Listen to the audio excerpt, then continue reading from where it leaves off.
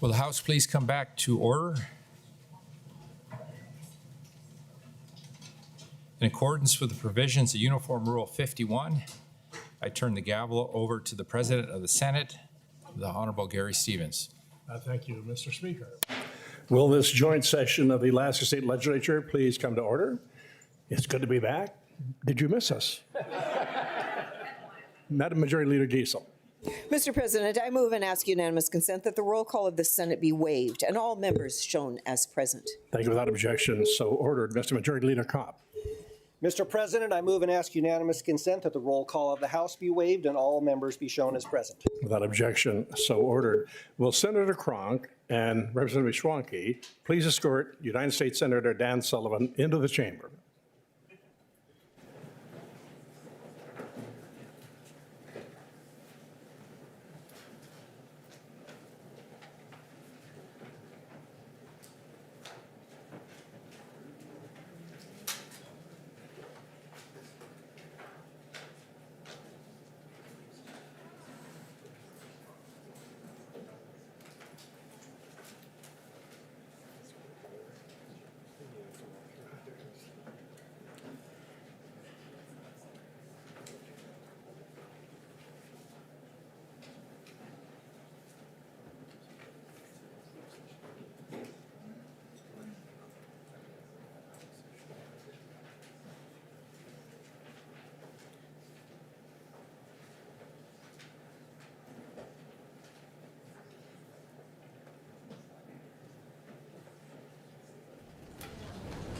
Ladies and gentlemen, the U.S. Senator from the great state of Alaska, the Honorable Dan Sullivan.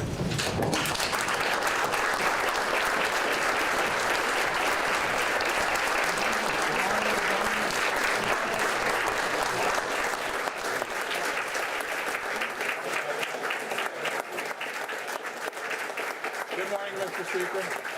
Good morning, Mr. President.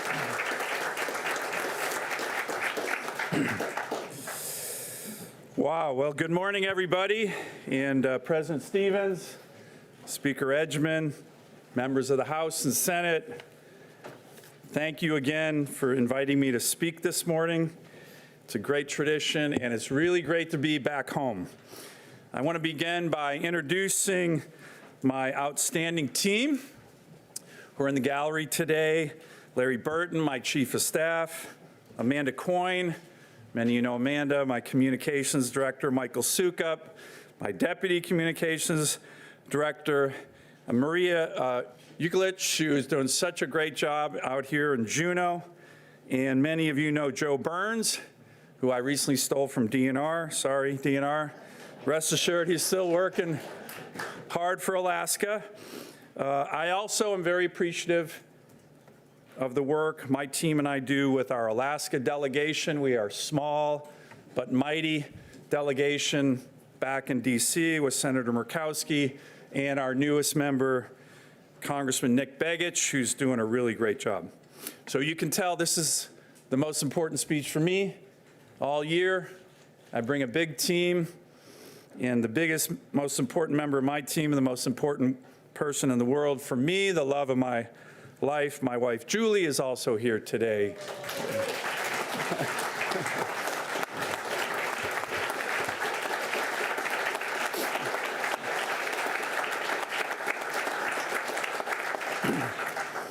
Okay, I should just end it. You gave my wife a standing O, and I should be done. I'm just going to leave. So thank you for that. That's very kind. I also want to mention it's great to have our good friend Donnie Olson back. I haven't seen Donnie yet. Oh, there he is. Donnie, we've been praying for you and Representative Maxine Dibert as well. We know that prayers have been answered, so we're glad that both of you are back here and healthy.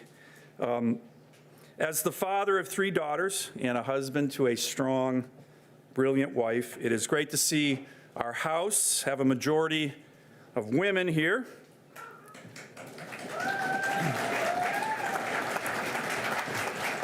This is not surprising, given our state's history.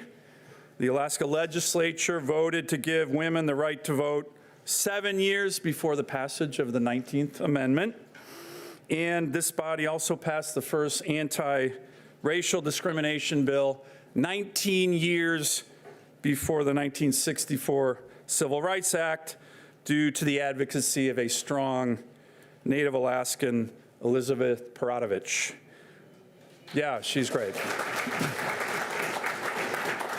So I mentioned this already. This is the most important speech I give all year, because we want to work closely with all of you, and it's a marker of our state's progress. Last year I spoke about the optimists who dare greatly and have made our state what it is today. Those with the big can-do spirit that reflects the best of our Alaskan heritage, who have had to overcome the naysayers and the pessimists, and I described that in detail last year.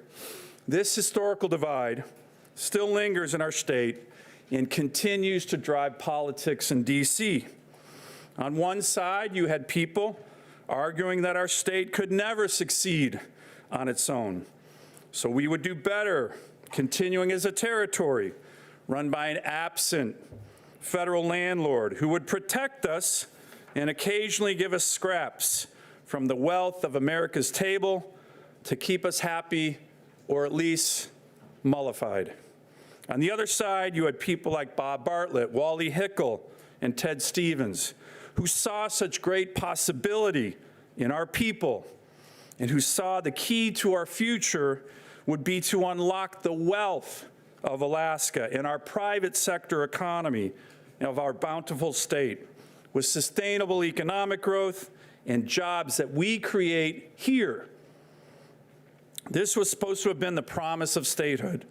As Bartlett said, because of statehood, Alaska is no longer a beggar on the national table. Today, elected leaders in Juneau and in Washington, D.C. still play tug of war with these very two different visions of our state. There are those who still view the federal government as our wealthy but distant and sometimes arrogant protectorate. In my opinion, this has bred an attitude of defeat in some Alaskans, which has often led to cynicism. If you're still a beggar, and it takes years or even decades to get the federal government's permission to build a road or a mine or a hydro project, then anything you might try to achieve, big dreams, always seem bound to fail. Throughout the decades back in D.C., National Democrats and their special interest far-left environmental allies have not only encouraged this mindset for political gain, but contorted it to keep us locked up as America's beautiful snow globe. This mindset was on full display when President Carter signed ANILCA to lock up more than 100 million acres of our lands, declaring, quote, public lands are Alaska's future. It was on full display when President Obama told Alaska in one of his last acts to illegally, in my view, lock up the entire Alaska outer continental shelf, that we'd need to, quote, more decisively move away from fossil fuels, that the way to build a strong Arctic economy in Alaska, he told us, was to rely on things like charity, philanthropy. In President Obama's words, more scraps from the federal table. And of course, this arrogant federal landlord view of Alaska was on full display and reached its zenith under President Biden with his last frontier lockup in unprecedented 70 executive orders and executive actions exclusively focused on Alaska and shutting down our economy, our private sector economy, and did so much to hurt working families. I have provided a number of handouts on a number of issues I wanted to mention today, but that's this one. Take a look, 70, and there were going to be more, and we blocked a number of them, 70 executive orders solely focused on our state. Almost all of this happened despite direct appeals from Alaskans, Democrats, Republicans, most of you, on Willow, all of you, to not undertake such actions against us. This was particularly the case when it comes to our Alaska Native community on the North Slope. 8 times North Slope leaders from the tribe ICAS, from ASRC, and the North Slope Borough, now so ably led by your former colleague, Josiah Puckatuk, 8 times they flew thousands of miles to D.C. to request a meeting with Secretary of Interior Holland to oppose her lockup of their lands. And 8 times she refused to meet with them. Talk about arrogant, faraway landlords. These anti-Alaska actions from the Obama and Biden administration directly killed, at a minimum, hundreds of good-paying private sector jobs and almost certainly opportunities for thousands more in Alaska. I hope our kids and our grandkids, for their sake, never have to undertake and go through this kind of assault on our federal state of Alaska ever again.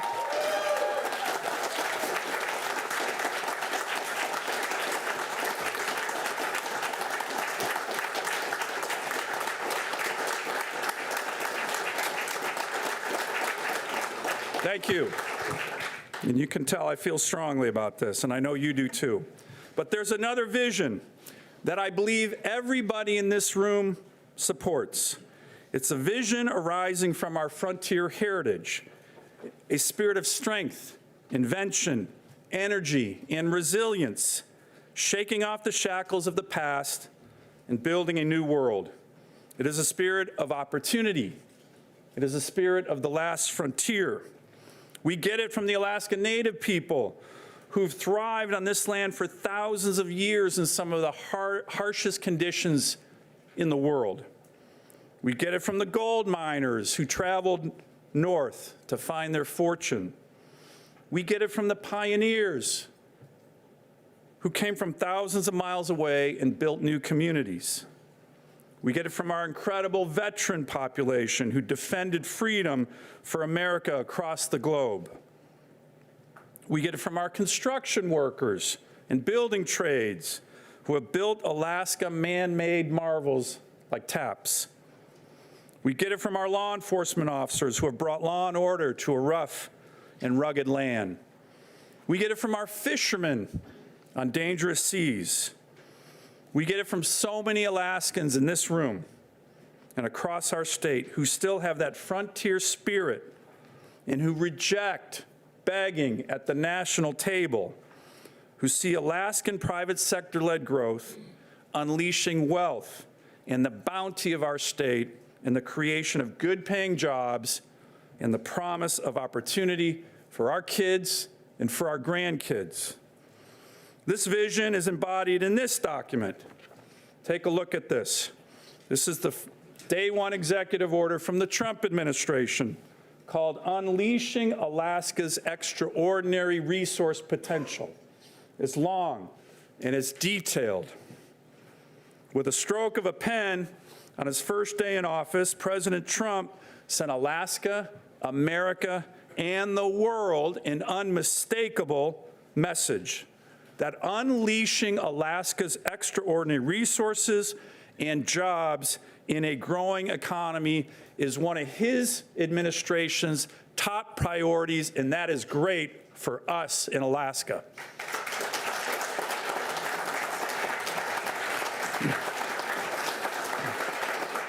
Regardless of political party, I encourage all of you to read it, to understand it, and most importantly, work with us to use it for the betterment of the people we are honored to represent. This executive order could bring so many of the big, long-sought ambitions in our state and thousands of good-paying jobs with it. This Alaska executive order also works as a blueprint to upend our assumptions on how long economic development projects should take to permit and build. We're so used to the Mother May I federal permitting slog and the use of delay tactics to kill projects in our state that in many ways we've all come to accept it. 10 years to permit a hydro project, 20 years to permit the Kensington mine right here outside of Juneau, 40 years to permit the Cooper Landing bypass. The Willow project has been in the works since 1999. It will have spanned 6 administrations before first oil. Now, this executive order is not a panacea. Far-left, eco-colonialist environmental groups will still sue to kill projects in our state and deprive Alaska Natives of their sovereignty. But we are the only state in the country with our own executive order from this administration. And Alaska has never seen such a positive signal directly from a U.S. president that we should pursue our vision of a state that seeks private sector wealth and job creation with a federal government that is a partner in opportunity, not a hostile opponent.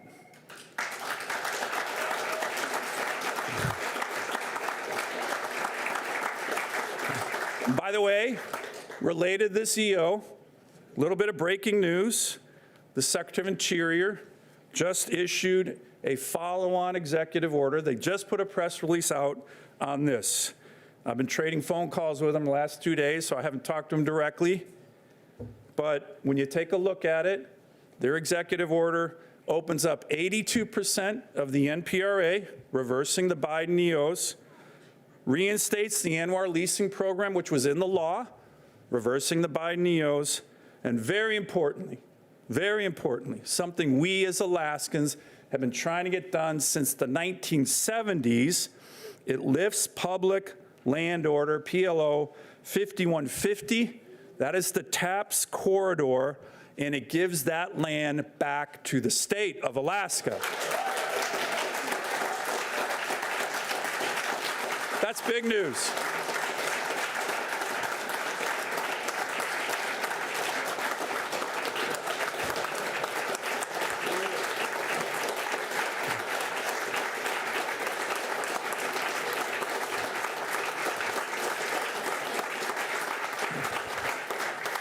And I promise you I did not coordinate that press release with this speech.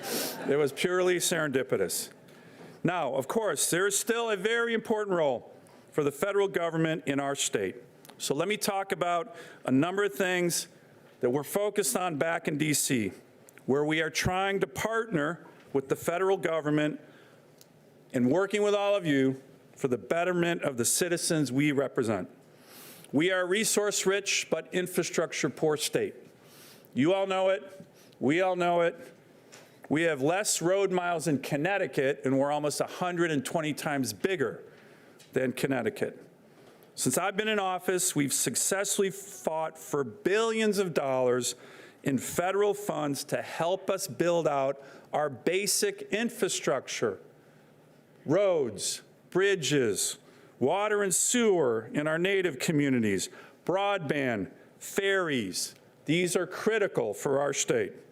And we need to make sure, and you have my commitment, working with all of you, that our STIP process maximizes these important federal infrastructure investments for Alaska.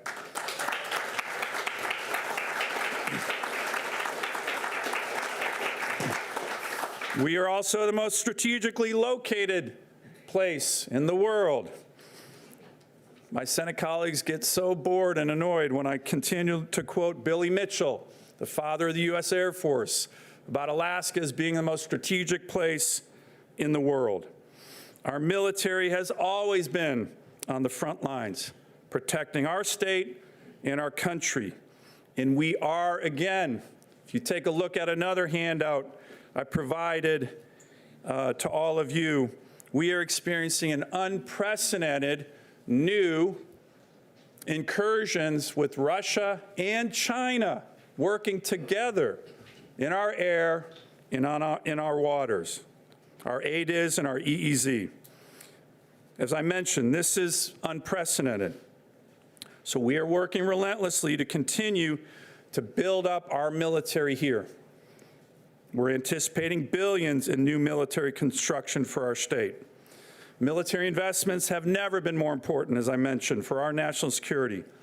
Fortunately, the Trump administration recognizes this, particularly as it relates to missile defense. We are the cornerstone of missile defense for the whole country. The 49th Missile Defense Battalion at Fort Greely has this great motto, the 300 protecting the 300 million. And that's what we do in Alaska, one of the many things that we're proud of. I recently introduced legislation to work in conjunction with the Trump administration's executive order on an Iron Dome missile defense for America.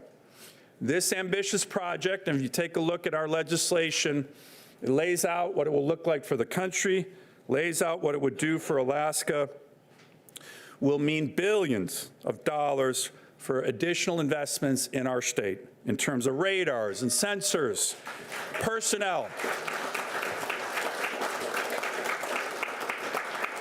We are dreaming big with this idea, and we're going to need your help. And we're also going back to the future on the strategic importance of the Aleutian Islands. With authoritarian aggression on the rise, especially near our borders, I'm happy to report that after 5 years of dogged persistence on the Armed Services Committee from me and my team, countless hearings, meetings, amendments in the National Defense Authorization Act, the NORTHCOM commander and the INDOPACOM commander in hearings have recently agreed that we need to reopen the naval base at Adak for our national security.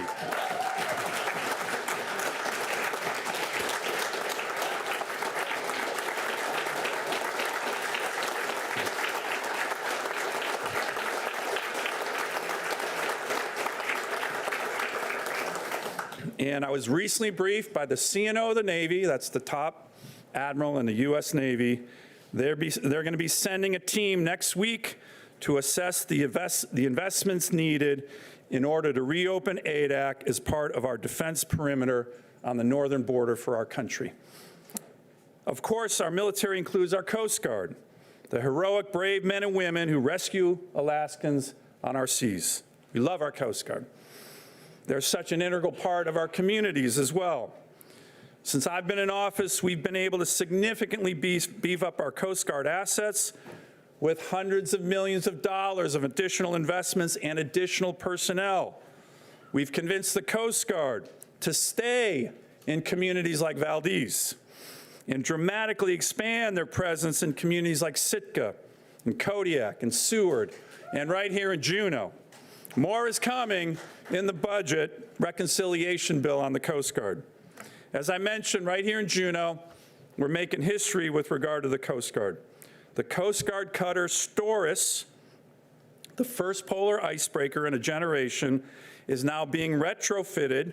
That's the one that was commercially bought as we speak, and should achieve its initial operating capability, operating up in the Arctic, by August of this year.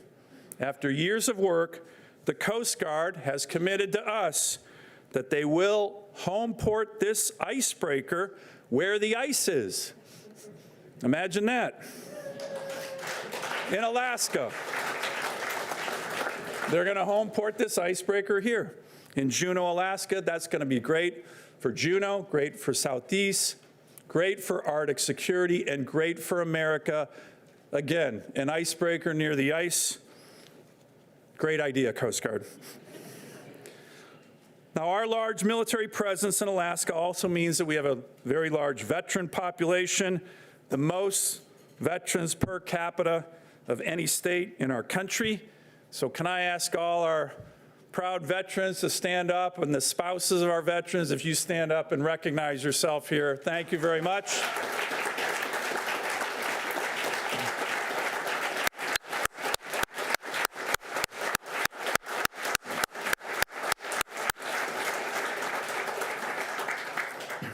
Now, as a member of the Veterans Affairs Committee, I've worked hard to make sure our veterans get the care and benefits they have earned. earned. We want to continue to attract our military members to stay in Alaska when they retire. Such a great benefit to our state. But it's also other outstanding public servants like teachers and firefighters and policemen that we need to advocate for to stay here. On this topic, I want to give a shout out to Representative Elise Galvin for organizing a joint resolution signed unanimously by every single one of you asking me to support the Social Security Fairness Act. I've been working on a state-focused solution to the unfair penalties to Alaska's public servants in their retirements for years. And frankly, I didn't think a national fix was going to be possible, but it was. This was a great example of the state and federal legislators working together. You might remember in 2023, I came to all of you in my remarks to the legislature and said, we have to work together on this Willow project, implementing a successful strategy to make it happen. And you delivered. The joint resolution from all of you was critical, unanimous joint resolution. So you came to me last year, thank you again, Elise, coming together as one voice unanimously and asked me to support the Social Security Fairness Act, and we did, and that passed, and that is the power of speaking together as Alaskans on a big issue with one voice, so thank you very much for that.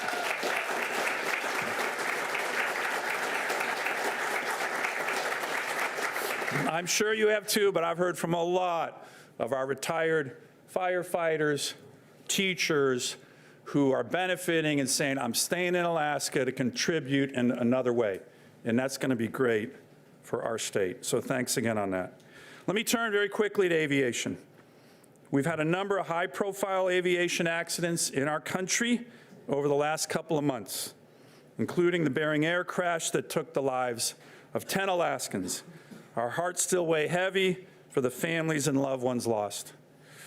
In response to the crash here, in February, I organized a press conference with the new Secretary of Transportation and the chair of the NTSB and the acting head of the FAA and our entire congressional delegation to focus on Alaska aviation safety needs. The aviation sector, as you all know, is critical to our state. We have more pilots per capita than any state in the country. It's critical to our economy. But unfortunately, we have the highest rates of accidents, including fatalities, of any place in America.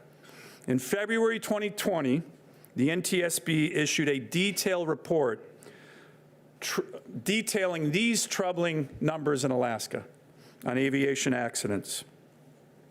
My team and I got to work with the FAA and our private sector to launch what was called the FAA Alaska Safety Initiative, or FASI, to focus on reducing the number of crashes in Alaska, to get better weather data reporting and infrastructure for our community airports. As I've said to the FAA many times, it doesn't matter if it's expensive. We should have the infrastructure that every airport in the lower 48 has. We passed the FAA Reauthorization Act last year. I was able to get many, many amendments for Alaska related to FASI and an additional $25 million annual appropriation for this Alaska Safety Initiative.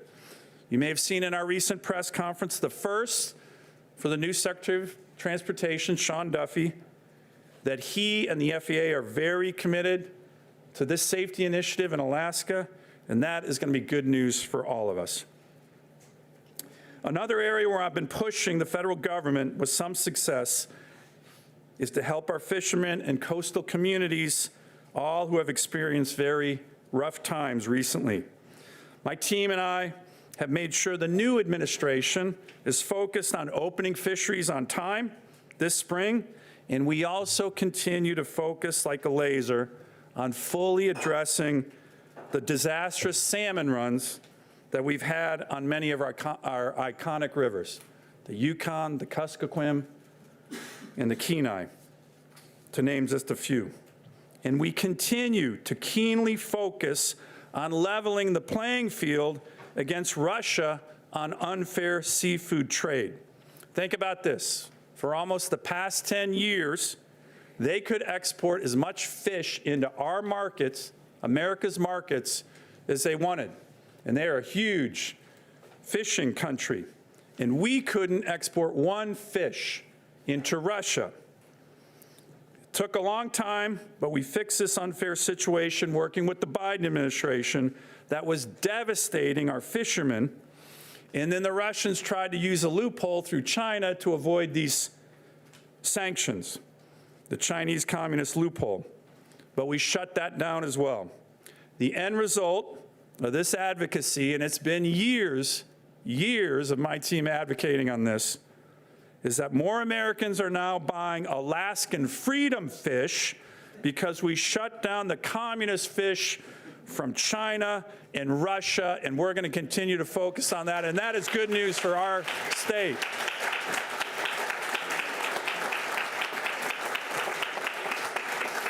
But there's a lot more to do with regard to our fishermen and our coastal communities. It's time to go on offense with regard to our fishermen. And I just talked to the President of the Senate about this. Think about it. Our fishermen are the farmers of the sea. American farmers get loans from the federal government, they get crop insurance and help when extreme weather hurts their harvests. They get federal relief when foreign markets are closed. Why shouldn't the farmers of the sea get the same treatment from the federal government? Well, I think they should. The farm bill that we're currently negotiating presents an opportunity to do just that, to de-risk fishing operations for our fishermen and their communities in the same way that the U.S. government does for American farmers. My legislation is called the National Seafood Supply Act, and it would begin to accomplish this through the U.S. Department of Agriculture. I know all of you are very focused on these issues, so we want to work closely with the legislature on these important initiatives for our fishermen in Alaska's coastal communities.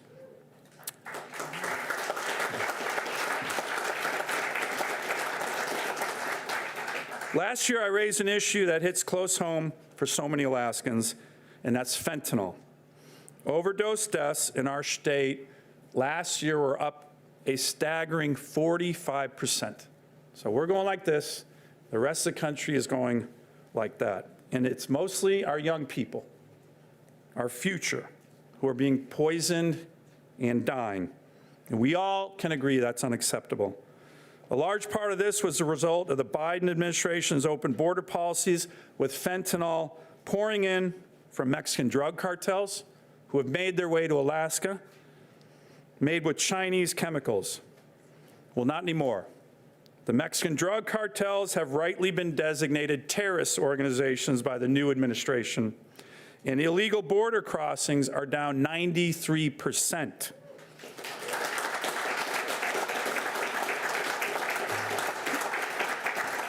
But this fight is far from over.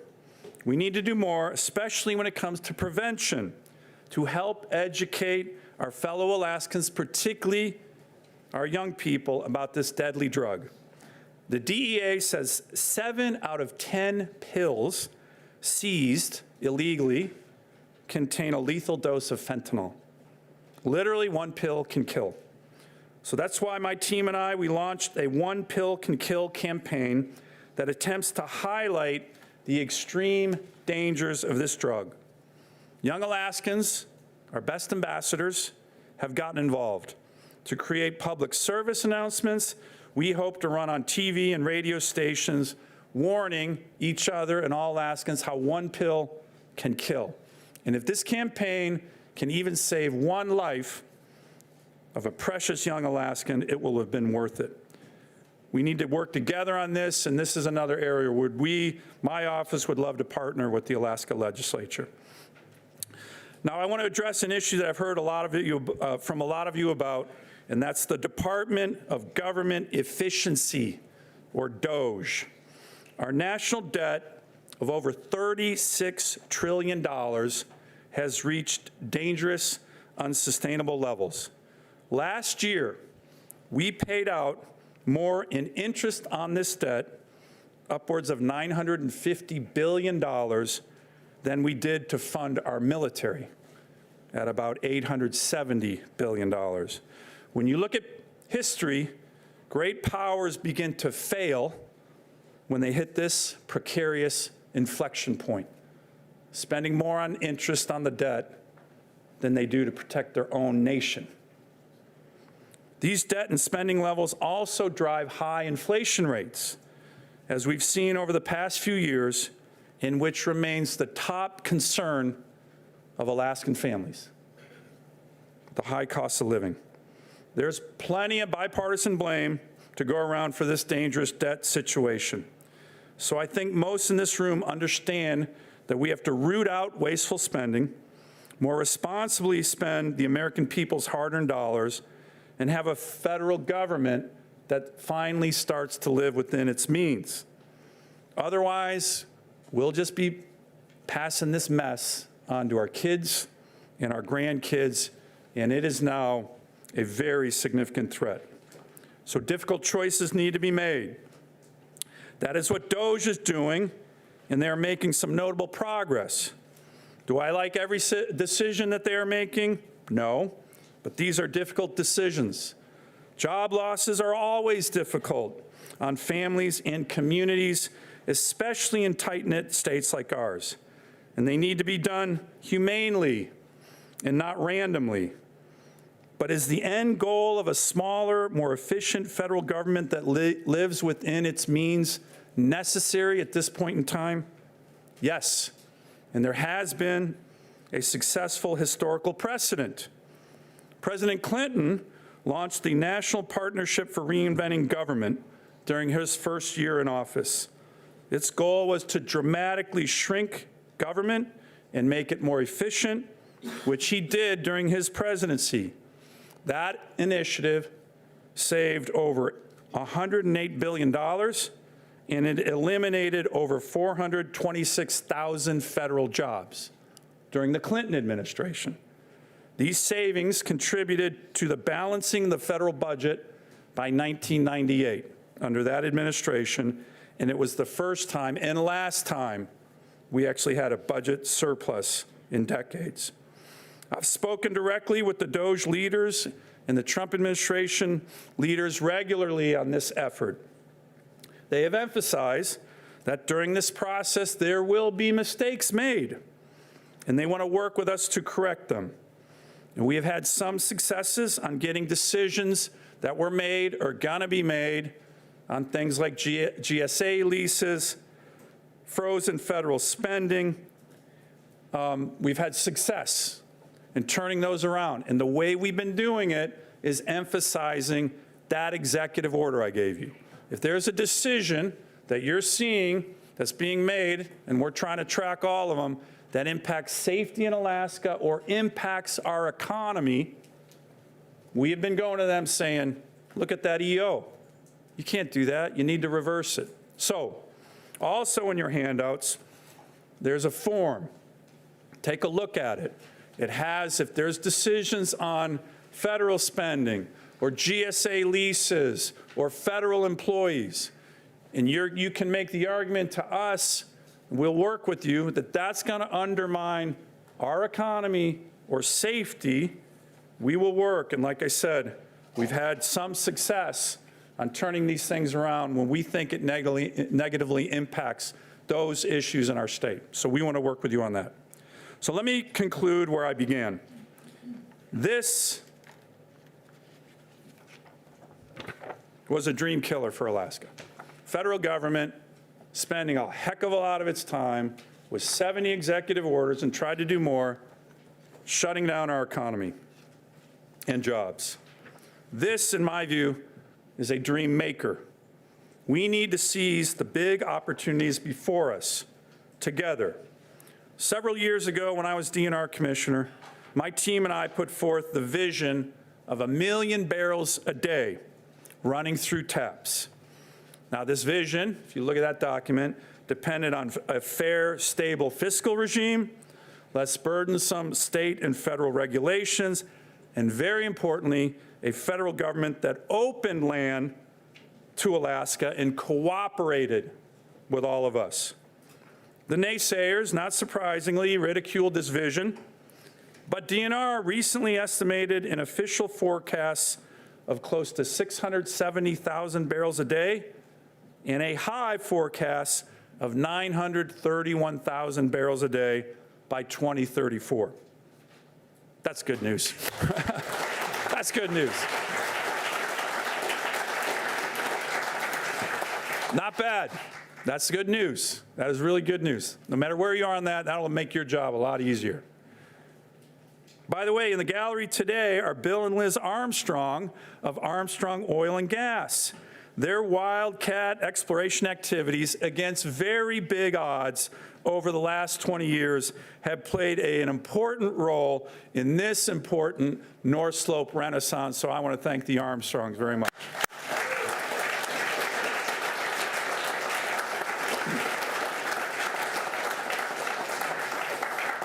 An even bigger dream that has eluded our collective grasp for decades might also be a possibility now: the Alaska LNG project. As an Alaskan state and federal official, with many of you, I've been working on this project for over 15 years. Feels like most of my life. Including when all of you, our legislature, passed the law establishing AGDC in 2013 and in 2014, keeping the project moving. In a number of my speeches to the legislature, including last year, I provided updates on this project, federal permits, and billions of dollars in federal loan guarantees that we've secured, foreign government interest in the project, and growing stakeholder alignment. Now, truth be told, I saw the eye rolling from some of you. Sure, Dan, we've been hearing about this for decades, and I understand the skepticism because we have been hearing about this for decades. But from my perspective, the transformative benefits to our state are so huge, and the geostrategic imperative for America and our Asian allies so compelling that my team and I have for years kept ramming our shoulders into the cement wall of Alaska LNG, hoping someday that one of the cinder blocks in that wall would give way. This fall, I took my 4th trip to Japan and Korea in the last 2 years touting this project.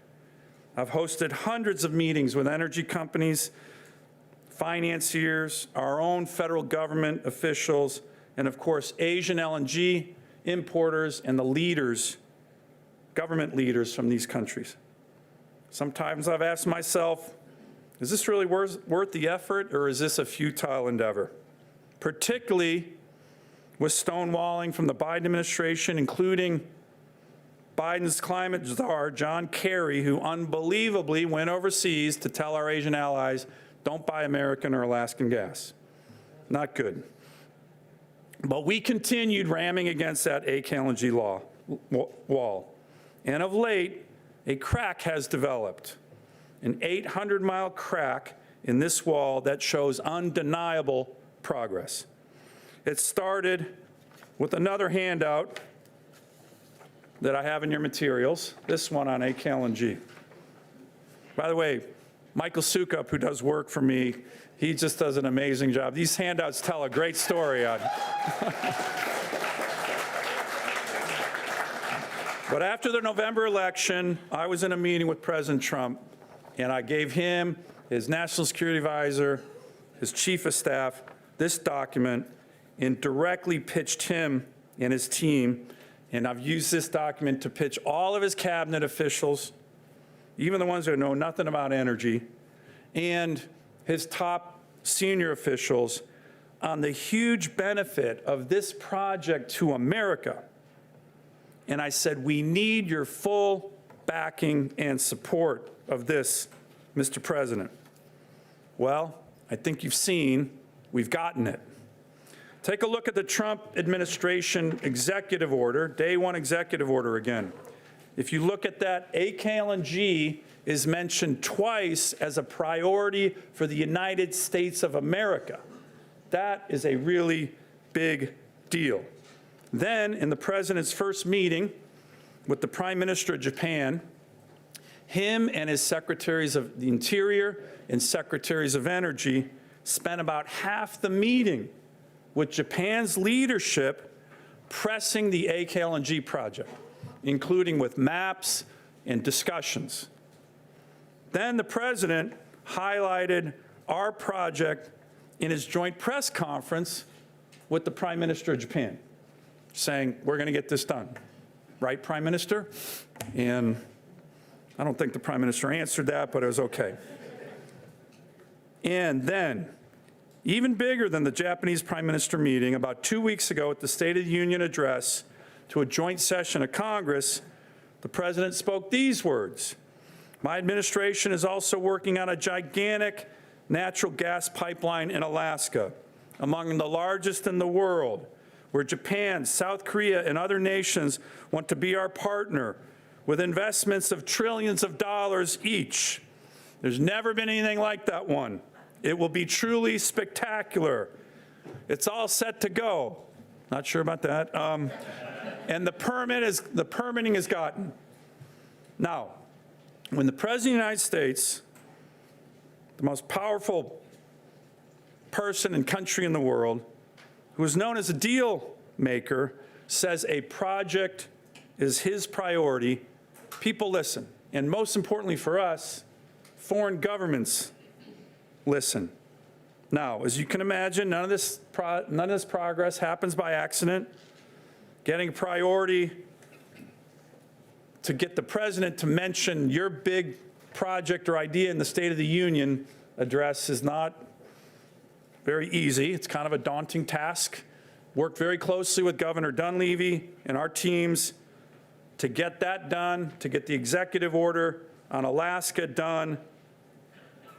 And we've been working that hard, but here's the really important thing. We're pushing on an open door because this president and this administration, and you can see it almost daily, they want to help us. They want to help us, whether it's AKLNG or the NPRA or ANWR or so many other things. I was down in Houston last week with Governor Dunleavy and the Secretary of Interior, Doug Burgum, who's also the president's chair of the National Energy Dominance Council in the White House, at CERAWeek. A number of you have been to CERAWeek. It's one of the largest oil and gas conferences in the world. And Alaska LNG was the talk of this conference. And that's really important.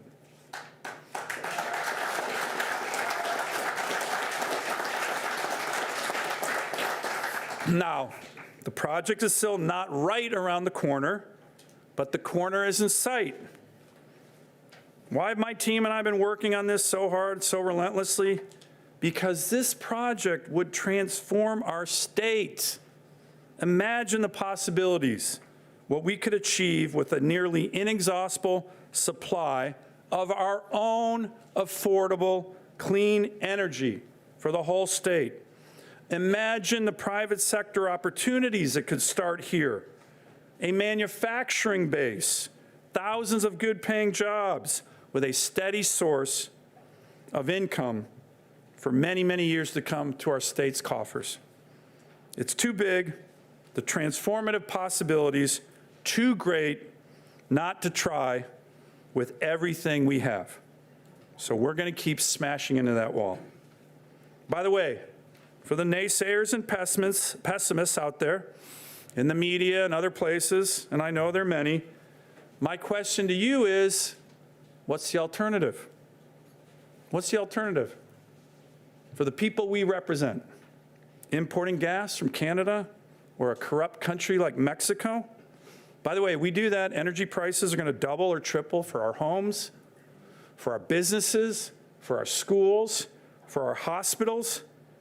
Low-cost energy will be closed for a generation, and good-paying jobs and the possibilities that go with this project will flee our state, and so will our kids. the Trump administration, from the president on down, has made AK LNG a top priority. And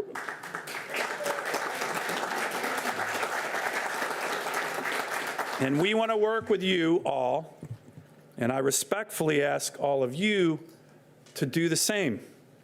Now, I know you have a lot of hard work to do to make sure this project gets the proper scrutiny and due diligence, and that's a big part of your job. But we have to move fast. We have an opportunity.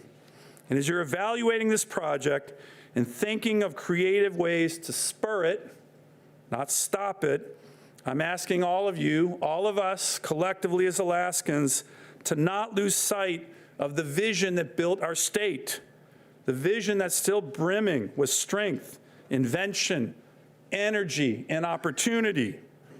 As President Trump said about the gas line, there's never been anything like that one. It will be truly spectacular. Working together at this moment of opportunity, we just might pull it off. And if we do, it would be truly spectacular for our state.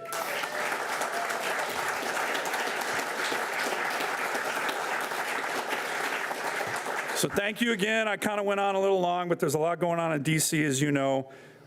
I appreciate working with all of you, and it is an honor of a lifetime to represent you and work with all of you as your United States Senator. Thanks again. Thanks, guys. Thanks.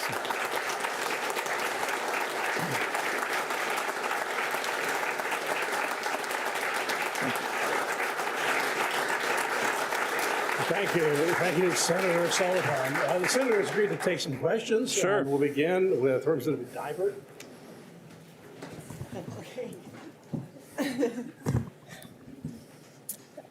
Good morning, Senator Sullivan. Thank you so much for being here and sharing with what's going on down in DC. I'll go ahead, and my question to you is related to our energy cost in Fairbanks, where I represent downtown Fairbanks, and across the state. I truly appreciate your advocacy, like you just mentioned with the gas line project. Yeah. And at the moment, I'm glad to hear that it has national recognition and international. That's really great to hear.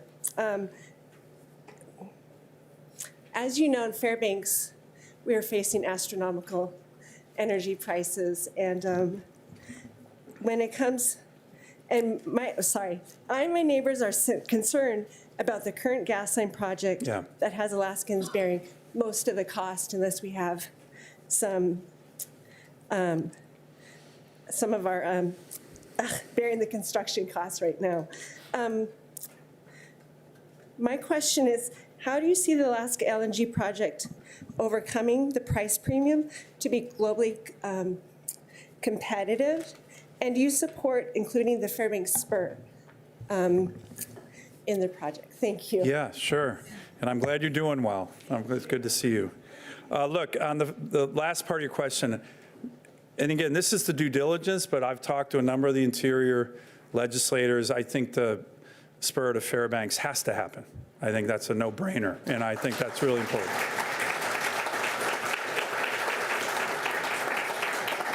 The other thing we've been working on, you might know the governor's in Asia right now working. We've been coordinating very closely with him and his team on this trip, but on all this, on all the progress we've made, is one of the things to help with regard to the cost to us. And if you saw that recent Wood-McKinsey report, the costs are not, I think that shows that it's competitive. And again, we have to, my view is we have to kind of say compared to what? Compared to what? And the compared to what is importing gas from another country and probably killing the prospects of this. And by the way, look at the RCA's focus on this. This is where you guys are going to be doing your due diligence, but it's not cheap to import gas from Canada or Mexico, right? Those costs will be, will double our energy costs, getting it from a foreign government. Look, I know that our utilities got to focus on keeping the lights on, but we don't have to accept that. My view is Alaska's energy challenges need to be addressed with Alaskan energy. That's a number one thing. What else can we do? We can make sure the base load buyers, in terms of bringing down the costs and the ability to finance this in our own state, are increased. What do I mean by that? Well, of course, there's the purchasers of Alaska in terms of our daily use of gas, okay, in Fairbanks, along the rail line, but we can increase that. The governor and I have been doing a lot on this idea of data centers for our state, where I've had discussions with everybody from Mark Zuckerberg on down on, hey, we would be a great place for data centers. Why? Because these data centers go to different parts of America, and what they do, they drive up the cost of energy. So a lot of the communities where they're co-locating, because they use so much energy, they don't like them. They don't want them there because they're driving up the costs. We're one of the few places in the world where if they showed up where we are, it would drive down the costs of energy, because the demand that they would have in using our gas would help us lower the costs and finance the project for Fairbanks or Anchorage. And in the same way, I've had discussions already with the Secretary of Defense, Pete Hegseth, and his team on making sure that we utilize the opportunity for our military bases to be base load customers of our gas too, in Fairbanks, in Anchorage, at J-Bear, because that will lower the costs. So if we can bring our own in-state demand and increase that with our military, with data centers, with other things that other projects are looking at, there's discussion of certain mines using gas, that'll help with the costs. And then, you know, as we're getting, and trust me, I've had a number of very senior representatives from countries all over the world calling me, coming to my office, particularly after the president's prime minister meeting and his speech at the State of the Union. So all of these things, in my view, can bring down the costs to make it competitive, both in our in-state use and our Asian allies. And that's why we're going to keep working it. But you're asking really important questions. But I think economically there's a way. And the more interest and demand that we have, both in our state and around the world, the better the opportunities on the cost question that you just asked. Thank you, Senator. Senator Dunbar has a question. Thank you, Mr. President. Senator, Representative Gray, Representative Mina, and I recently had a constituent event in our district. We heard from constituents, and there are many Alaskans who believe that we are in a constitutional crisis. They worry that Congress has abdicated your spending authority, that the Trump administration is now openly defying court orders, and that Elon Musk is illegally firing people, destroying programs mandated by law, delaying contracts, and impounding funds that Congress has appropriated. They worry that you have no red line when it comes to Trump or Musk. They worry about a looming nationwide economic downturn caused by the decisions being made in D.C., and most of all, they worry about their own families and the benefits that sustain them. So I wanted to ask you directly, yes or no, will you oppose any cuts to Medicaid, Medicare, or Social Security? So look, I mean, the one thing we're doing to help our country and help our state is this, right? And this is really important, okay? Really important. And the last guys didn't help us. So let's just make that one clear. Look, with regard to Medicaid, this is a very important program for Alaska. I've been working closely with Senator Murkowski and Congressman Begich on making sure the leadership in the Congress knows about our unique challenges that we have in Alaska, the high costs of health care, the high costs of living, and some of you might know when we last undertook health care reform in the Congress under budget reconciliation in 2017, 2018, there were some things that I was able to get in that bill that were very Alaska specific on Medicaid that were very helpful. So we have let our leadership know that we're unique on a whole host of areas with regard to Medicaid. I had an amendment that was voted on the floor a couple weeks ago in our budget reconciliation debate about strengthening and improving Medicaid and Medicare, especially for the most vulnerable populations, to keep it for future generations. By the way, that amendment passed. By the way, in terms of politics, a little bit of politics, 2017, the identical amendment passed with over 85 senators voting for it. In that same amendment, I couldn't get one Democrat senator to vote for it. Not sure why, because a lot of them voted for it just a couple years earlier. So we are working on all these issues, Senator Dunbar. And President Trump has also said that we need to strengthen Medicare and Medicaid. But let me make an important point on this that I don't think gets talked about nearly enough. Almost 1/3 of Alaskans, 248,000 Alaskans, are on the rolls of Medicaid now, okay? We, I think, accept that. Some see it as a good. I don't see it as a good, okay? I think our goal should be to increase our private sector economy and increase the opportunities for people to move off Medicaid and get private sector insurance from a stronger private sector economy, which is what this is all about. And we don't talk about that enough.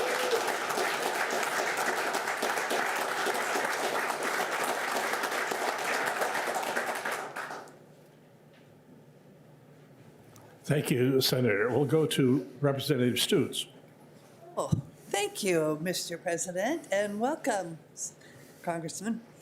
You mentioned the Coast Guard in your speech earlier, and I'm curious if there's any anticipation of this sometimes undervalued branch of our military in our great state, and also the status of any hopefully new icebreakers that we might be receiving. So, great question. I agree, sometimes underappreciated. I certainly don't appreciate our Coast Guard. As a matter of fact, I'm the chairman of the Coast Guard subcommittee in charge of the Coast Guard for the whole country in the United States Senate now. And we, like I mentioned, we're doing a lot to build up the Coast Guard, but we're going to be doing more. As we work on this budget reconciliation bill, we're going to have a significant increase in our military that we're trying to get in that budget reconciliation bill, and we're going to have a significant increase in our Coast Guard in that budget reconciliation bill, and we're hoping to be able to pass that by the summer. I'm working with Senator Cruz. He chairs the Commerce Committee. As I mentioned, I'm the subcommittee chair in charge of the Coast Guard, and we are looking at ways, and the Trump administration is very supportive of this, of dramatically increasing the budget for the Coast Guard, and we are looking at ways to make sure a significant amount of that money gets to our state, including to Kodiak. So that's one issue. The other one that I know the community in Kodiak has been working on, they've done a great job. The last couple of years in the National Defense Authorization Act, I've been able to get this amendment passed that says there's a DoD program that helps communities where there's big bases. And the reason this DoD program exists, let's say you have a big base and a lot of the military members go to the local school in that community. The Department of Defense says, hey, that's a burden on the community, so we're going to be able to give them additional money for their schools, for other things. Okay, guess which service has always been left out of that program? The Coast Guard. So the mayor Kodiak came to me a couple years ago, said, this is unfair. Senator, can you fix that? 2 years in a row, I've gotten that through. The Pentagon hates it. The chairman of the Armed Services Committee and the ranking member, Democrat and Republican, both opposed my amendment, and I shoved it down their throat and got it passed in the NDAA. So unfortunately, it's been two times in a row when we've gone to conference with the House, the Pentagon, because this is a bill just for the military that does include the Coast Guard, they strip it out each year. So I'm going to do what I did last year. I'm going to fight to get it back in. But that just is common sense and fairness, not just to our Coast Guard, but to the communities that we have throughout our state that support them. If a community near a military base qualifies for this program to help them with their school or other elements of infrastructure, then so should Coast Guard communities that we have throughout our state. So we're working on more funding, and we're working on these kind of programs that make sure the Coast Guard is not left out of things that benefit our military. They are not only a branch of the military, they are a great, super important branch of the military, especially for our state. Thank you, Representative Gray. Thank you, Mr. President, and thank you, Senator Sullivan. When you came to Juneau last year, you met with the minority caucus in the House, and we expressed our concern about the way then candidate Trump was talking about Russia and its potential aggression towards our NATO allies. You reassured us. You said that you knew that there was no president in history who'd been tougher on Russia than President Trump, and that the media had been misrepresenting that issue. But now we see President Trump negotiating with Vladimir Putin, who is a war criminal that we should be bringing to justice, not inviting back into the G7. And a couple of days ago on Fox News, we heard President Trump doubling down on making Canada a 51st state, describe Canada, quote, one of the nastiest countries, end quote. Senator, how are you pushing back on the White House in this whiplash-inducing change in foreign policy regarding the two countries that border our great state? Thank you. So I'll send you that article. I'm not sure I said the biggest pushback against Russia in history, but I'll resend you the article, the op-ed I wrote in the Washington Post, which said, hey, the narrative was Obama was a lot stronger against Russia than Trump was first term. And I wrote an op-ed in the Washington Post, and I can send it to all of you guys saying, that's ridiculous. Let's look at the facts. Let's look at the power, right? Obama slashed defense spending by 25%. He crushed one thing that Putin's really scared of, American energy. He wouldn't give the Ukrainians Javelin missiles. He gave them blankets and MREs after the invasion in 2014. Trump got in and immediately gave them Javelins. We increased our troop presence in the Baltics and Poland. Obama wouldn't do that. Trump did with the support of Congress. And in Syria, where we had Russians that we knew were moving towards our special forces, the Wagner Group and others, they got too close to our soldiers. We warned the Russian generals who were in charge of these guys, hey, don't get any closer to our special forces in Syria. We're going to take action. They didn't listen. We unleashed hell on these Russians, 8-hour engagement, killed hundreds. And the Russian general finally called back after a 10-hour battle saying, they're not our soldiers, but please, can you stop killing them? Okay? I don't think President Obama would ever do anything like that. So that's Trump's first term record. My own record, as you know, I was a strong supporter of the National Security Supplemental last year. Matter of fact, I reshaped that when it came from the Biden administration to not just focus on Russia, Ukraine, but focus on the other authoritarian countries in the world, China, Iran, to bolster that, to make sure we had support for Israel and a support for Taiwan. We reshaped that bill.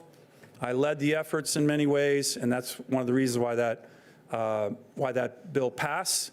And I've been a strong supporter of all of our allies or partners who are fighting back against authoritarian aggression, whether it's in Indo-PACOM with China and Xi Jinping, whether it's Israel and our Gulf Arab allies in Iran, or whether it's with regard to Russia and Ukraine.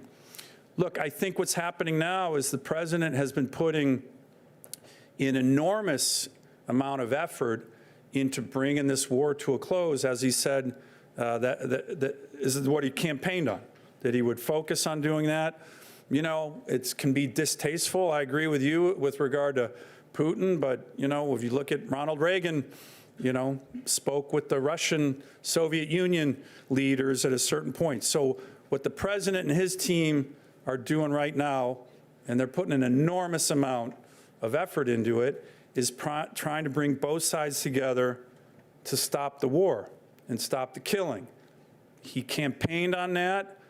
It's complicated.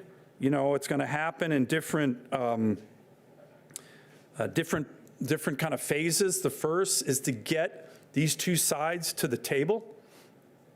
That's happening right now. The second is to get a full ceasefire, which the Ukrainians have agreed to. I've played a little bit of a behind-the-scenes role on helping the Ukrainians get to the table with regard to our own negotiators.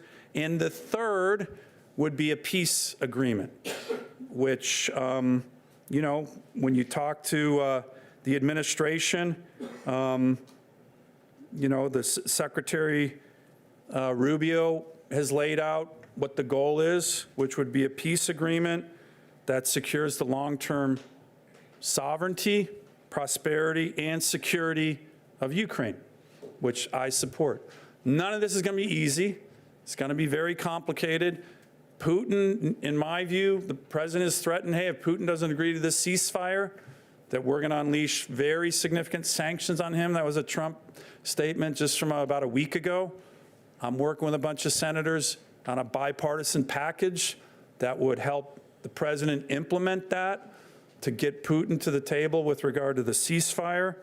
So it's a complicated set of circumstances. They're putting an enormous amount of effort into it. You know, this minerals deal that the media's been criticizing. I was in the meeting when President Zelensky, this was Zelensky's idea.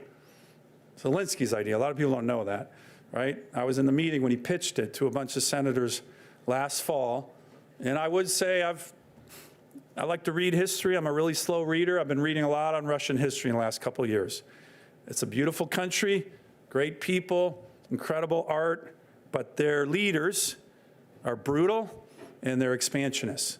In any kind of deal that this administration is trying to put together, and I give them full credit for the effort, full credit, and I could spend 2 hours criticizing the last administration on their approach, but I won't. Any kind of deal is going to need what Ronald Reagan always talked about with the Russians, trust but verify, because I think they're not very trustworthy, and their history is brutal and expansionist, and that's what we're seeing here, because, you know, I think you've heard me say it, they're the country that invaded Ukraine, not the other way around. Thank you, Senator. Senator Coughlin. Thank you, Mr. President. And Senator Sullivan, thank you for all you're doing. Thank you, James. We've got a hard-working delegation. Appreciate everything you're doing. The big challenge for Alaska, we have opportunities, but usually there's a set of obstacles that have to be knocked down in order to get there. And I really appreciate the handouts. You've got a big list of really opportunities that have been created by President Trump's executive orders and the things that he could potentially open. What I wonder, do you have thoughts on helping us get to the top 10 list of the things that are time sensitive, and that we can really start to work through maybe as an agenda to close some of these opportunities? And while we're doing it, of course, we're going to have to mitigate the risks. You know, the pipeline, there's always considerations that it's not economic, but there's the geopolitical winds that are blowing a different direction that start to make it viable. If we could get a tighter list of things that we could work on, maybe we might be able to actually move the needle on a few of these things. Wondering your thoughts, sir. Yeah, thanks, James, and I appreciate our meeting yesterday. Look, as we talked about, with regard to the gas line, I understand the skepticism. We've all shared it, but as I mentioned in my remarks, I think it's too big of an opportunity to not just fully put our shoulder into it. And I think the reasons that I am here saying, hey, this might be the moment, is there's just a lot of things that are coming together. One of which is we see this train wreck, in my view, coming, that if we run out of Cook Inlet gas, which I hope we don't, but you know, importing gas from another country, Alaska, the greatest resource state on the planet, it just should be unacceptable. And I think that's why, as I mentioned, my team and I have just been, just relentless on this. And I think that's motivated a lot of people. You hear in our different parts of Alaska, importing gas from a foreign country and then paying double for what we're paying now. That's a loser for everybody. The other thing is we talked about the geopolitical imperative on this, I think is really coming together. And this administration, boy, I hear it not just from the president, but his cabinet. They just want to get this done. We have a full open door on this. So I think that would be number one, whatever we can do collectively together with the legislature on this, because it's too big. And number two is the renaissance on the North Slope.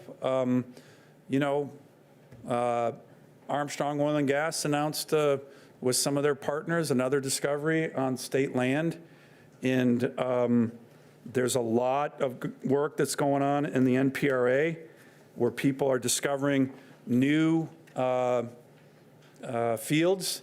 And what we want to do, and this is why, again, this is so important, is work with all of you with this. We need to use this as warp speed to get our developments done.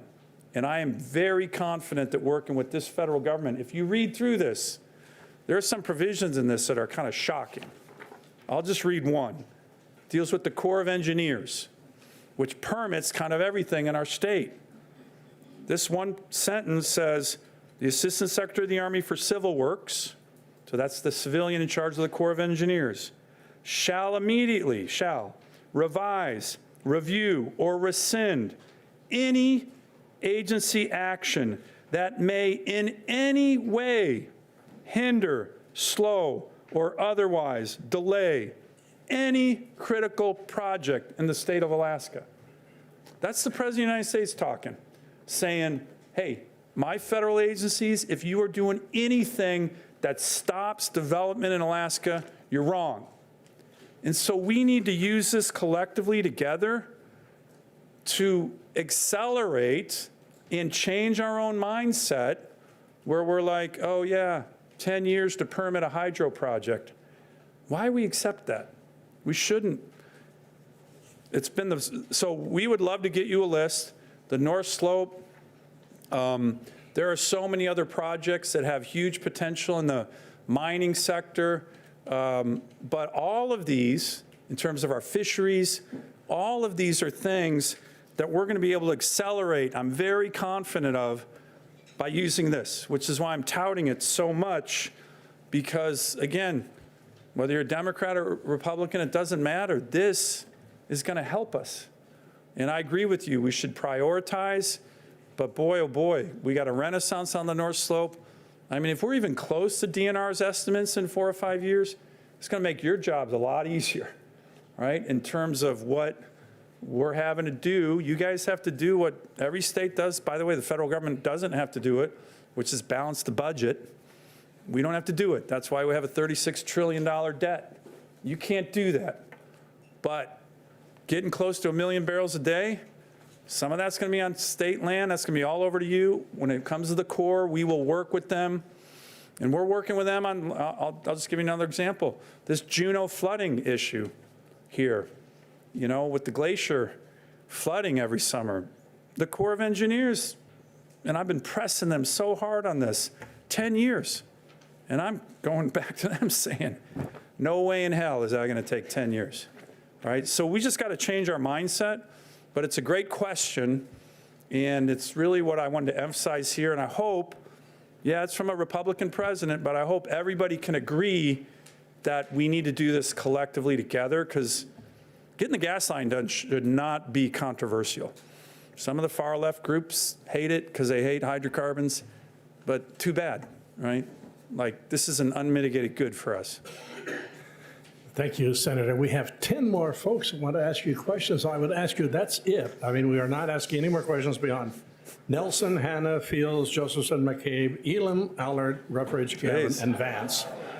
No more. Nobody else raised their name. Mr. President, I know that I'm not the most succinct guy in the world either, Well, so. you have long answers, but that's what we need, and we appreciate you taking the time, and it's good to have you here so we can ask those questions. So we'll go through that list as quickly as we can. Representative Nelson. Thank you, Mr. President, and thank you, Senator, for being here today. First, want to thank you so much for reminding the federal government about Alaska's strategic importance, from missile defense to the possibility of ADAC naval base opening back up to my home district of J-Bear. Alaska really does stand ready to be the defense for both Pacific and Arctic. But there is a time that veterans or soldiers have to get out of service, as many know. Can you speak on discussions you're having right now about instituting veteran transition programs like apprenticeships in the upcoming NDA? Yeah, it's a great question. So thank you, Dave, for your service as well in the military. I sit on the Armed Services Committee, and then I sit on the Veterans Affairs Committee. So that's kind of our military now, and then our military getting out. And there's this thing, and all the veterans know, it's called Transition Assistance Planning, TAP, they call it. It's not been done very well in the military, to be honest, and it's a great opportunity for us.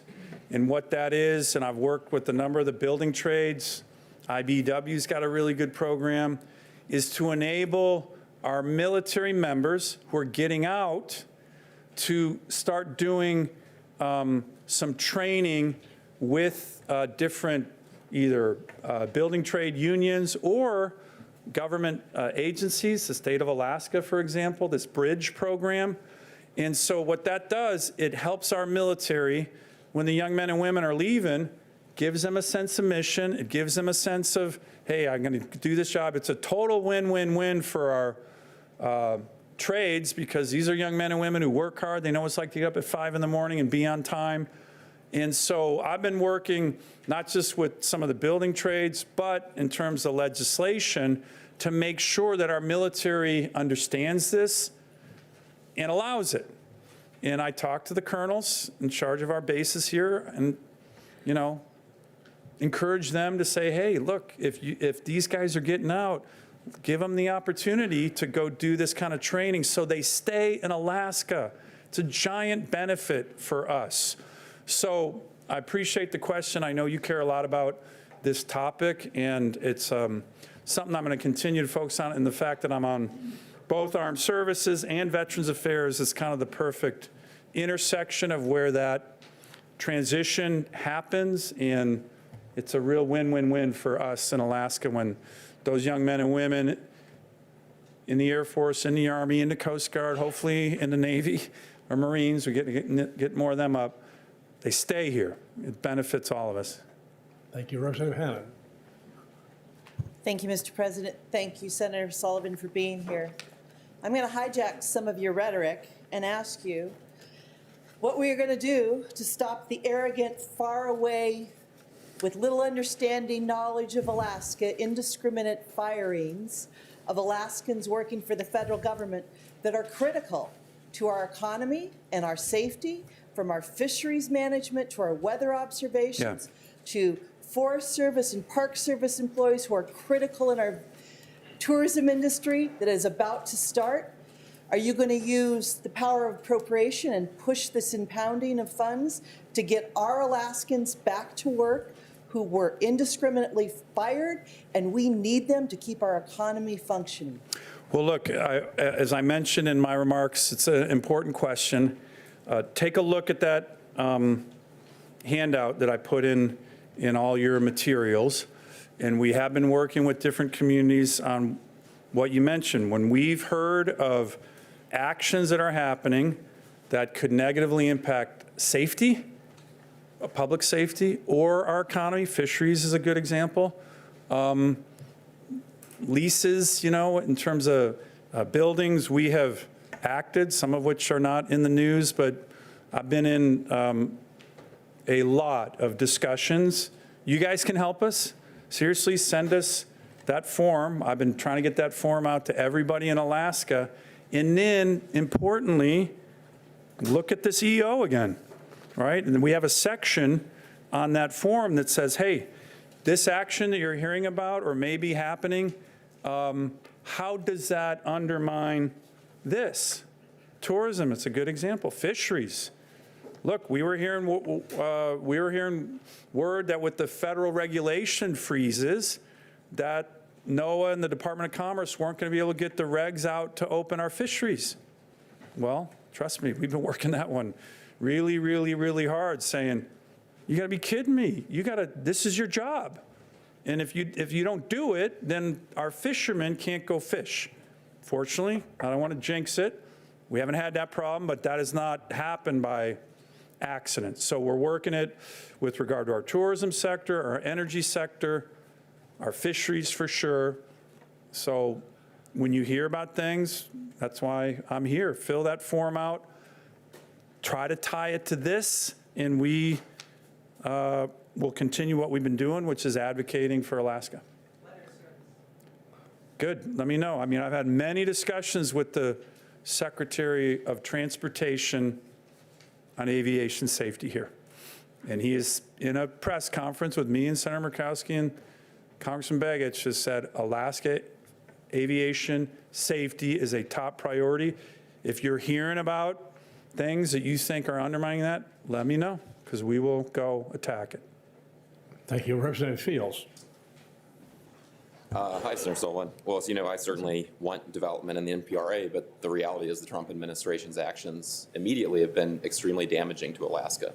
The layoffs, chaos from tariffs, lower oil prices, frankly, but also grants and permit freezes that are locking up energy development projects, including previously appropriated federal funds. And by the way, a friend of mine works on that Juneau flood control project, which was frozen. On which project? The Juneau flood control project, which was frozen by DOGE. So here we have an executive order saying don't delay, but DOGE is actually blocking the long-term flood control for the Mendenhall Valley, just one example. But what I wanted to ask you about is the illegal grant freezes have delayed projects and hiring from Kotzebue to Fairbanks, GVEA projects, to Anchorage, where the Little Mount Susitna project is being blocked by an illegal blockage on wind permits. The president's no wind executive orders delaying that critical project. We have heat pump projects in Southeast where hiring has been delayed. These are illegal freezes. They're congressionally appropriated funds. And I just wanted to ask you for an update. I know you followed a lot of them. Yeah. But I wanted to ask you for an update and ask for your commitment to use the full power of appropriation, make the administration fund these projects. You funded them. Senator Murkowski funded them. Congressman Young, Representative Peltola. You all did a great job. And the administration is illegally freezing them. It's outrageous. And it is a lockup. And, you know, energy is different in different parts of the state. These projects need to be deployed. They're every bit as important as NPRA. Well, I appreciate the question. And again, I don't want to sound like I'm a broken record, but get us the details on federal funding freezes that deal with projects in Alaska. We've had some decent success on getting projects unfrozen, even projects that were in different bills that I didn't support. As you know, I supported the bipartisan infrastructure bill, but I didn't support, no Republican supported the so-called Inflation Reduction Act. So we will work on those, and we've had some successes. There was a big port project in Seward that was frozen that we worked hard to get that unfroze. There was a hydro project here in Southeast that was frozen. We got that unfrozen. So we're making progress on that. We're not going to be batting 1,000. But look, they've been working with us. They've admitted, hey, they're doing this fast. There's going to be mistakes. And so, you know, as your senator, I've committed to work with you guys. That's why we have that handout there. I will tell you the more details, because you hear kind of fuzzy things, oh, this may or may not be happening. The more details that you have on something, the better. And again, I don't want to sound like a broken record, but I'm going to do it. The more you can tie it to this, the better, because then I can go back saying, look, you can't do that. President Trump is saying Alaska's economy and jobs and private sector wealth is one of his top priorities, which it is. So, so we are, I think, on a lot of these aligned. I mean, I did describe our federal government dire circumstances. And if you don't think it's dire, and if you think this is a discretionary exercise, do a little reading on what happens to countries when they're paying out more in interest on their debt than they do for national defense. It's not a good, so these are going to be tough choices, and it's not going to satisfy everybody, but you guys make tough choices all day long. And it's not easy on you either, but we got to start getting our fiscal house in order. But if it's going to hurt our economy or safety in Alaska, we will be and are already strongly advocating, and, you know, we're having some successes. Thank you, Senator. I have a note from your staff saying that you have another schedule to keep up here. We'll go to one last question. It will be from Representative Josephson. Thank you, Senator, for joining us. We appreciate you being here. I'm trying to reconcile what seems to be some inconsistencies in just the statement you've made today. You've been promoting Iron Dome, which I applaud. That's great. Except that on March 3rd, the Secretary of Defense suspended offensive cyber operations against Russia. So again, this relates to Representative Gray's question. He called it a whiplash effect. I had that same effect or impression. I can't tell whether Russia's the enemy or not. And so if you could help me with that. Similarly, you talked about the importance of keeping veterans here, but as we've noted, and as my colleague from Juneau said, we're seeing and reports of veterans around the country losing their jobs that they often receive special preferences for, which was good policy after their time of service. But one thing you said that really struck me is you mentioned ANILCA as being, and my word, not yours, a sort of evil. And first of all, I'm thinking about Jimmy Carter and his humanity and decency. And we lost him, of course, after 100 years of having him with us. But as you know, under ANCSA, Richard Nixon and Congress promised to give a rural preference, or at least, could have been a native preference, but at least a subsistence preference to our indigenous people. And without ANILCA, there is no other source for that I know of. And secondly, we know that there's great economic benefit from ANILCA. This was featured, for example, in the Ken Burns series called National Parks, America's Greatest Idea. They interviewed a Seward City councilwoman who said, we disliked the creation of Kenai National Parks and Refuge, but now we want it bigger because the tourists come and they want to see these great places. There's huge economic benefit from ANILCA. And so I'd ask you if you could, first of all, do you support subsistence rights? And secondly, if we didn't have ANILCA, where else would they come from? And do you agree with me that our national parks and preserves also have great benefit for the millions of tourists that come via, for example, cruise ships? Thank you. So, wow, I could spend 10 hours on answering that question. There's a lot to unpack there. So, you know, with regard to Russia, I think the intel was cooperation and weapons from the United States, which I fully supported, was paused to Ukraine, and then it was restarted. And I encourage that. And so I think my, with regard to Alaska, what we're seeing in our aid and our EEZ is one of the reasons I'm trying to get ADAC reopened, because I certainly still see Russia as the adversary, working with other dictatorships, the Iranians, North Koreans, the Chinese, and they are all working together. So that's my view. And it's probably not going to change for a long time. One of the things I do in this job every single day is fight for veterans. I don't think there's a senator who focuses more on veterans issues and really, really fighting for veterans more than I do. And I'm going to continue to do that across a whole host of areas. Jimmy Carter, nice guy, humanitarian, but really bad for Alaska.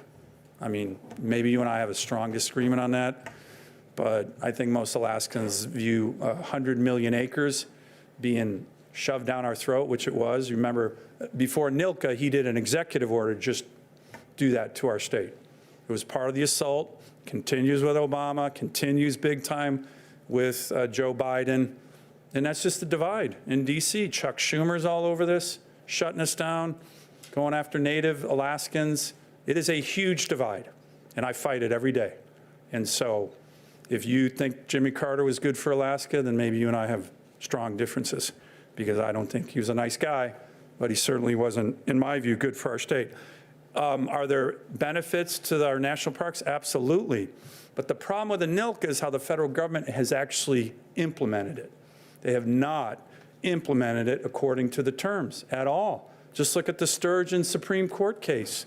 2 times 9-0 from the United States Supreme Court, saying federal agencies, federal government, you are not abiding by the law at all. And that's the law of ANILCA. So I believe our federal agencies for decades after ANILCA was passed have used it illegally. The Supreme Court agrees with me, and have used it to the detriment of our state. So again, maybe we have a disagreement on that, but I think most Alaskans would agree with me, and the Supreme Court agreed 9-0 with me twice. And then finally, on subsistence, I'm a very strong supporter of subsistence. As a matter of fact, one of the things that we've been working on, I mentioned it briefly in my address here, my Alaska Salmon Research Task Force Act, which we put together, which passed the Congress, which we got a report out on, bringing all the top people dealing with salmon, federal agencies, state officials, Alaska natives, tribal, our university experts here on what is happening to our great runs on the Yukon, on the Kuskokwim. Why are we seeing these dramatic declines? What is the research gaps that we need to undertake?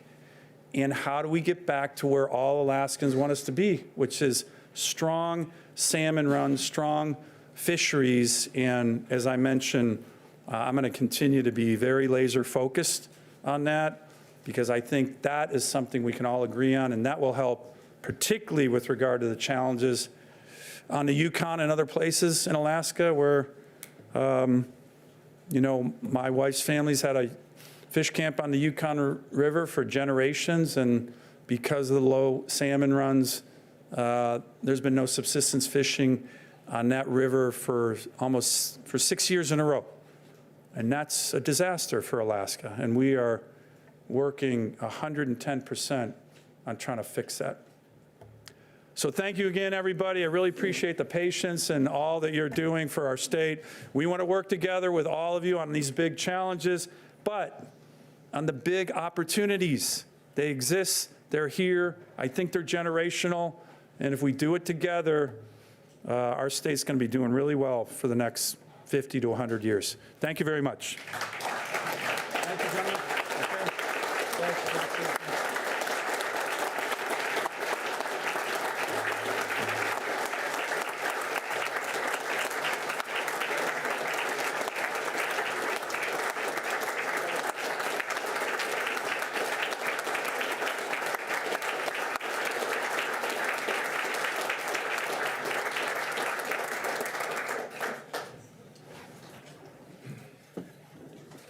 Well, I apologize to Representatives McCabe, Elam, Allard, Ruffridge, Galvin, and Vance. We had 45 minutes of questions. I think we've gone on another 45 minutes. So, Madam Majority Leader.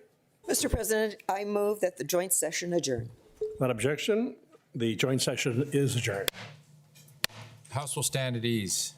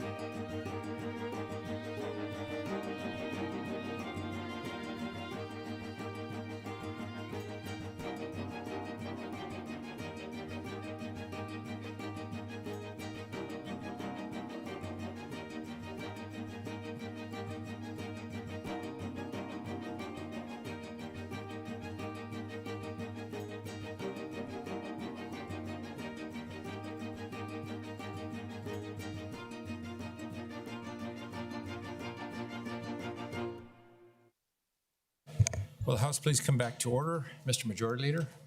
Mr. Speaker, I move and ask unanimous consent that the House stand at adjournment until Friday, March 21st at 10:30 a.m. There being no objection, the House will stand adjourned until Friday, March 21st at 10:30 a.m.